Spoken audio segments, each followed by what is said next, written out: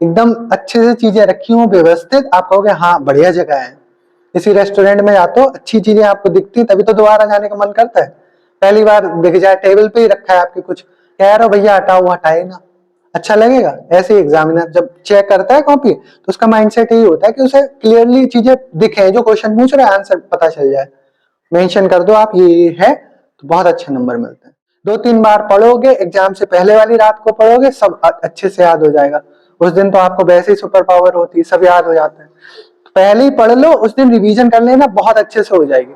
और कंफ्यूज मत रहना, लिख के देख लेना। अगर आप ज्यादा डाउट में रहो तो पहले लिख लिख के देख लीजिएगा। फिगर आपको ऐसे ही बनाने, स्पष्ट एकदम। जैसे मान लीजिए ये हमारा पेज होता अगर, तो वैसे हमने बोर्ड पे लिखने के हिसाब से थोड़ा सा पास रखा है, अब थोड़ा सा गैप दे करके फिगर ऐसे बनाना बीच में एकदम। ये पेज अगर हमारा मान लो पूरा, तो ऐसे ही लिखना है बड़े हिसाब से। और इसमें भी गैपिंग देनी, जो नया नया लिख रहे हैं 2 पन्नों में होगा जाके, अगर सही से करोगे फिगर बना करके। और उतने में ही आपको शॉर्ट क्वेश्चन करने हैं, ठीक है?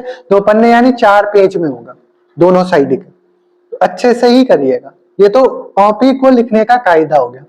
और बीच में हेडिंग डाल करके बहुत बढ़िया से, मतलब समझ आ जाए कि हाँ ये बच्चे ने शॉर्ट क्वेश्चन यहाँ पे किया है, सेक्शन नंबर बी डाल करके अच्छे से, ठीक है? नए पेज से ही क्वेश्चन शुरू करिएगा। जो लिखते हो उसका भी थोड़ा सा इफेक्ट पड़ता है। इंप्रेशन जो कॉपी लिखने का होता है वो एग्जामिनर पे बहुत ज्यादा पड़ता है। आप जितनी अच्छी और साफ सुथरी कॉपी लिखोगे, आपके उतने ही नंबर प्लस में हो जाएंगे।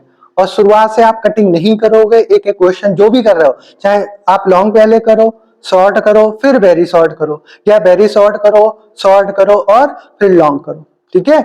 आप लिखो सीरियल वाइज, मतलब एक सेक्शन लिया तो एक सेक्शन के ही सारे क्वेश्चन करने, फिर दूसरा सेक्शन लिया तो दूसरे सेक्शन के ही आपको सारे क्वेश्चन करने। अगर मान लीजिए 2 नंबर या 3 नंबर का बीच में कोई क्वेश्चन वेरी शॉर्ट कर रहे हो आप, और एक पता है, अगला वाला पता है, और अगला वाला आपको नहीं पता, तो उतनी जगह आप छोड़ दो, नेक्स्ट वाले पे जंप कर जाओ। टाइम वेस्ट नहीं करना है। बीच बीच में भी अगर भूल रहे हो तो अगला वाला लिखने लगो, जब याद आ जाए तो लिख देना, ठीक है? एटलीस्ट आपका नुकसान इतना नहीं होगा। ऐसे करके लॉन्ग क्वेश्चन जल्दी से हो जाते हैं। आप लॉन्ग में ही, ऐसा भी बच्चे करते हैं, लॉन्ग शुरू में किया, वहां डटे पड़े, 1 घंटा हो गया, पूरा 1.25 घंटा हो गया, ठीक है? फिर आगे के लिए टाइम नहीं मिलेगा। अब तो आपका वैसे ही 2 घंटे का होना है, वैसे आपके 3 घंटे के एग्जाम होते हैं, अब आपका कितना हो रहा है? 2 घंटे का इस बार। अब नेक्स्ट टाइम चेंज होगा नहीं होगा ये नहीं पता है। तो 2 घंटे के हिसाब से आपको टाइम मैनेज करके चलना है। प्रैक्टिस बहुत करनी है। आपको कितना आता है कितना नहीं आता है इससे फर्क नहीं पड़ता है। आपकी कॉपी अच्छी लिखी होगी, आपके अच्छे नंबर आएंगे, ठीक है? और कॉपी आपको अच्छे ही लिखना है। अब आपको भी साफ सुथरी चीजें पसंद होती हैं, गंदा थोड़ी ना पसंद होता है। कहीं गए किसी रूम में घुसे, मार गंदगी फैली है, बदबू आ रही, अच्छी लगेगी? नहीं लगेगी ना।